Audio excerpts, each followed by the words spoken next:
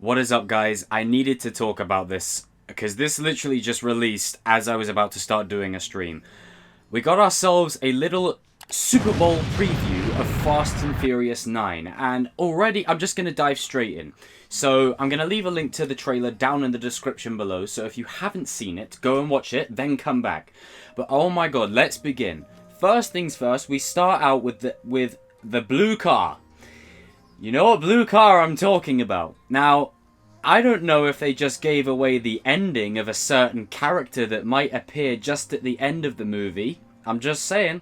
But to get on with the rest of the trailer, it feels like we're going back to that family vibe that... Well, we're not going back to it, it's been in every movie. But we're going back to the kind of root family vibe that was in the original movies, like the first three, before it kind of just got all high action octane. And then the rest of the trailer is pretty much just high adrenaline, you know, speed, nos, cars going through shit, breaking stuff. And one of the highlights of me for the trailer is Han seeing Sean again. Han and Sean's little reunion. This is the payoff. Just seeing Sean with the Fast family is something I have been waiting for since Tokyo Drift. A little end credit scene with Dom isn't enough, and a little scene in Fast and Furious 7 wasn't enough. This is what we needed right here. Han, Sean, and the rest of the Drift, you know, all the Tokyo Drift crew coming together with everyone else. And Mia's clearly sat at the table, so that just confirms to me that yes, Brian will 100% show up in some way, shape, or form for the dinner at the end of the movie. Now, I feel like this is at the end of the movie. And it seems like they've rebuilt the house. It's gone under some big renovations. So I hope that they haven't just given away the ending. And I hope it's sort of just a snippet of everything that is yet to come. But it looks as if everyone who sat around this table is definitely earned their place within the Fast family over the movies. We have Han, we have Sean, it looks like we have Twinkie in there. I think we have Don Omar in there as well. You know, the two guys that were on the job in Los Bandoleros, I think. And it just brings warm feelings to my heart. If you've been following this franchise for as long as I have, the main core of it is family. Now, I know they say it in all the trailers, I know they say it in all the movies, but it is about family. It's about the bonds that you share no matter where you come from, and ultimately for the love of cars. The amount of cars that are in this franchise that are just all-time classics are ridiculous. There's a little snippet of like a motor speed race track, and I feel like that is a flashback relating to John Cena's character Jacob and Dom's character when he was younger talking about his father's death. And I think that's exactly what we're going to see. And I feel like we're going back to the roots of that, and we're really going to explore that. Now, I do wonder if John Cena's character Jacob will join the family at the end. There's no way. I just don't see a reality where the character of John Cena just doesn't, you know... He's like the new Rock for them, you know, and he's playing a character that's the brother of Dom, you know, the main character, so I can see him having somewhat of a redemption towards the end, and then maybe just joining the family at the end.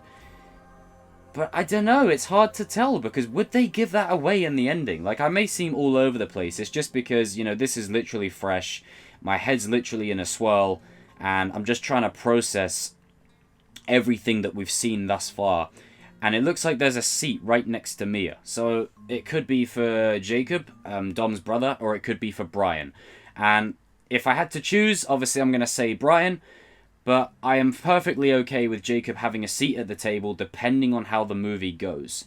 And just seeing Han interact with the family again, it brings warm feelings to my heart. You know, I felt like Han is probably one of my favourite characters within this franchise. And always has been, especially for his sort of Yoda, Dumbledore type presence in Tokyo Drift and just what he brought to that movie. And it's interesting, isn't it, how that scene that he dies has been altered so many times. Originally, in Tokyo Drift, he dies. That's it, he's dead. He gets caught blindsided by oncoming traffic, dead. Fast and Furious 7, it turns out it wasn't an accident, it was actually an assassination. It was a hit by Jason Statham's character, Deckard Shaw. How in the blazes did Han get out of that? like, I mean, it's not like he was Letty, where we see Letty climb out of the exploding car and get blown backwards, like with knockback. Han was stuck against the ground. Now, unless he pulled some kind of Nick Fury escape from the Winter Soldier out of the bag, I don't know how they're going to explain that one. Or maybe they might not even do it. Maybe they might just say, yeah, I managed to escape. But when you watch Tokyo Drift back, you got to ask yourself, how does Shaw not see Jason Statham, the English badass bald guy, just assassinate his friend? And how does he not see Han just struggling away in the corner? Like, it's very weird. This is what happens when you add, like, stuff towards the end. But I'm positive that if the blue car is Jacob, right? If the blue car is Jacob joining the family, then I'm okay with that. That's fine. But I really hope that Brian is with them at the table at the end of this film. And as I've said before, you need to invent a reason, a real organic reason as to why Brian is not involved. You need to invent a reason as to why Mia is involved and not Brian. And I know people will say, oh, well, you know, Brian is, you know, Mia's the brother of Jacob and Dom. I know what I know what you mean. I'm just simply saying Brian's character has never been one to sit on the sidelines, and he would never let Mia go in alone. Ever. So unless he's just on daddy duty and he's babysitting, and he's more of a babysitter now than, you know, the high-octane quarter-mile type, you never know. But it all lies in execution. But I hope that this isn't giving away the ending of the film. But I am looking forward to how this film's going to play out. It feels like it's going to be a major setup for probably the final installment from this point. And I'm just excited to see where the characters go. You know, ever since Fast 5, they've kind of made the characters basically mini Avengers. And I'm here for it, you know, the car stunts are amazing.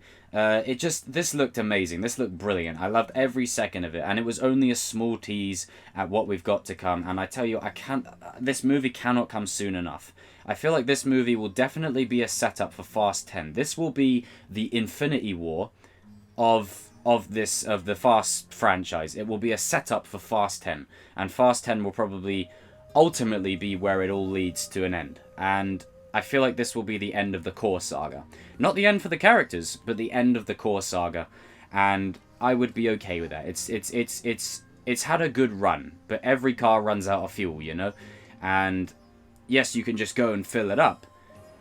But the novelty of a great car is having that drive and journey while you had it, you know? And we don't want to taint that. And as I said, you need to keep inventing reasons as to why Brian's not in the mix. And I know Paul Walker is not, you know, among us anymore. Sadly, he's passed, and, you know, may he rest in peace. You know, lovely dude from all the things that I've ever heard about him. But I'm just talking like in universe. You need to kind of invent a reason as to why he's not in the picture. And with Mia being involved, I feel like Brian coming home at the end of the movie would be the perfect ending for this movie. And if this movie is a setup for Fast 10, I don't know how they'll incorporate Brian's character. I don't know if they'll use him at all for that. But I'm happy to see Mia back. Jordana was probably happy to come back, and she's probably happy to be amongst all her friends again.